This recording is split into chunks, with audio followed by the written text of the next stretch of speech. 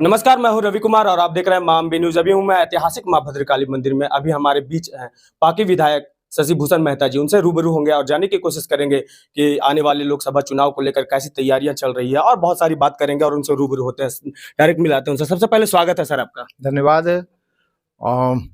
आज माता भद्रकाली के मंदिर में सो दर्शनार्थ सो हम आए हुए हैं और माता से हम यही मांगना चाहेंगे कि आने वाले समय में पूरे देश में, पूरे प्रदेश में, पूरे चतरा ये संसदीय क्षेत्र में सुख शांति समृद्धि हो और जो माँ के सो आशीर्वाद से ये आपका तारीख को रामलला जो आने ये का दर्शन होने जा रहा है, पदार्पण करने जा रहे हैं अपने कक्ष में, उनका धूमधाम के साथ पूरे पार्लियामेंट्री कंस्टिट्यूंसी में, पूरे राज्य में हर घर में मंदिर ये दीपक जले और हम तमाम लोग सो ये अपने श्रद्धेय प्रधानमंत्री जी के अभिभाषण को सुने और पूरे देश में जो राम भक्त वातावरण बना है और किसी की कॉर्नर से हम इस पार्लियामेंट्री कॉन्स्टिट्यूंसी को या उसको अछूता नहीं रखना चाहते हैं और हर घर में दीपक जलेगा और हम खुशियां मनाएंगे क्योंकि रामलला सो कई वर्षों के बाद अपने कक्ष में आ रहे हैं और 1528 में यहाँ पर जो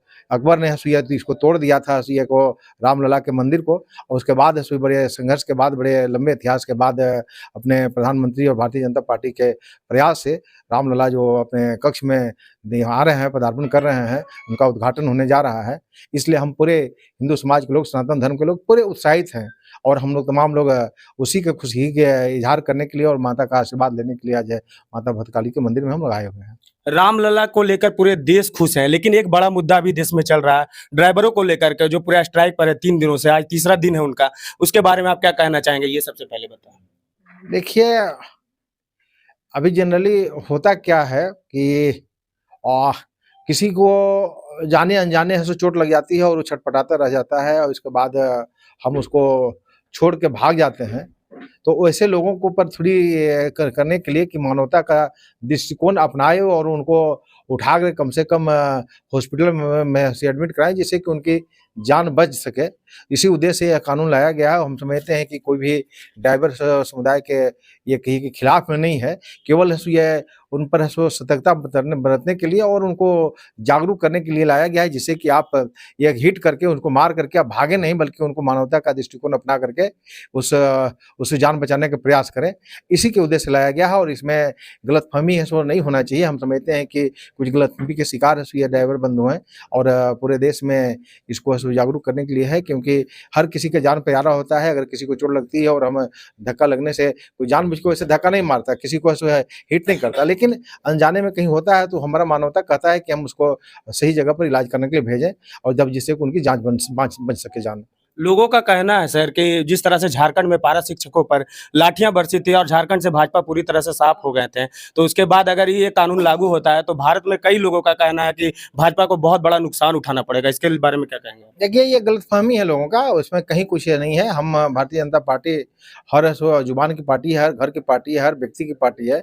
इसमें ऐसा नहीं है। हम हमारे जो परिवार है जब रन हिट होने से यह नुकसान होता है तो उसका सबको दृष्टिकोण है मानवता दृष्टिकोण अपनाना चाहिए। और इसमें कहीं पारा शिक्षकों का मामला है तो पारा शिक्षक को इसे झारखंड सरकार ने कहीं कि धोखा दिया है, उनको झुंझुना देने का काम किया है।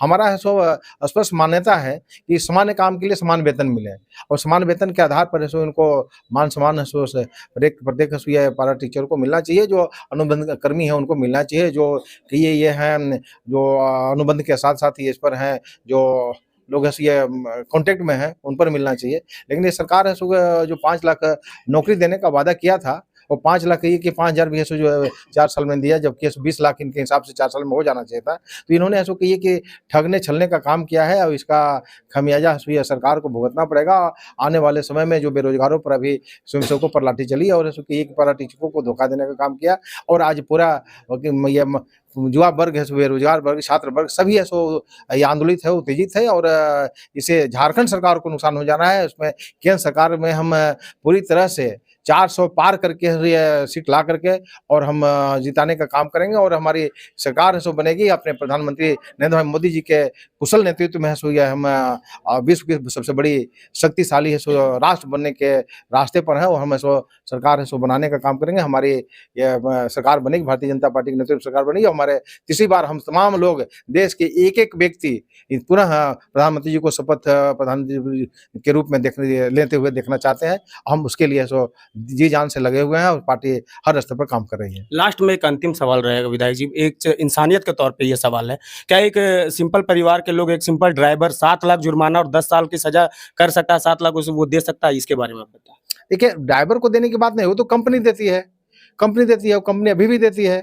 मेरा है सो मानना यही है और है सो यह क्या नियम का, कानून का है सो यही है कि कम से कम हम हिट कर के और मार करके हम भागे नहीं, बल्कि उसको मानवता के आधार पर उसको हम सही इलाज के लिए सही जगह पर पहुँचा सकें, जिससे जान बच सके। और वैसे कंपनी पैसा देती है, कंपनी की है सो ये जवाबदेही बनती है और अभी भी देती है, बाद में भी देगी।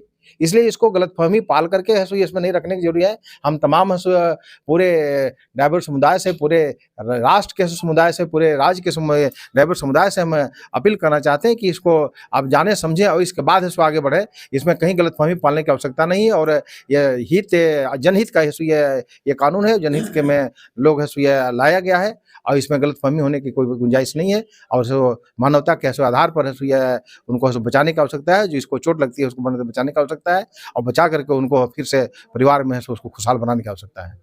धन्यवाद। अभी मिला है हमने पार्टी विधायक से, उन्होंने साफ तौर से कहा कि ये जो नियम लाया गया है वो जनहित में लाया गया है, इसे पूरी तरह से समझें और उसके बाद ही आप कोई स्टेप लें। कहीं न कहीं ये जनहित का मामला है और लोगों की जो जान चली जाती थी, उन्हें छोड़कर जो लोग चले जाते थे और इसकी वजह से कई जानें चली जाती थी, जो जानें बच सकती थी, उसे बचाने के लिए ये फैसला लिया गया। इनका साफ तौर से कहना है और लोगों को जो भीड़ में मॉब लिंचिंग उनसे नाम दिया जाता है, वो अगर उस समय में लोग ड्राइवर को ना मारे, ये भी एक सूचना दिया जा रहा है कि ड्राइवर पे हाथ भीड़ ना छोड़े और उसके बाद ड्राइवर उसे अस्पताल तक पहुंचाए और कई जाने इस तरह से बच सकते हैं। साफ तौर से विधायक जी से कहना। अभी मिला है मैंने पार्टी विधायक शशि भूषण मेहता जी से, उन्होंने साफ तौर से कहा। मैं हूं रवि कुमार और आप देख रहे हैं माम न्यूज़। धन्यवाद।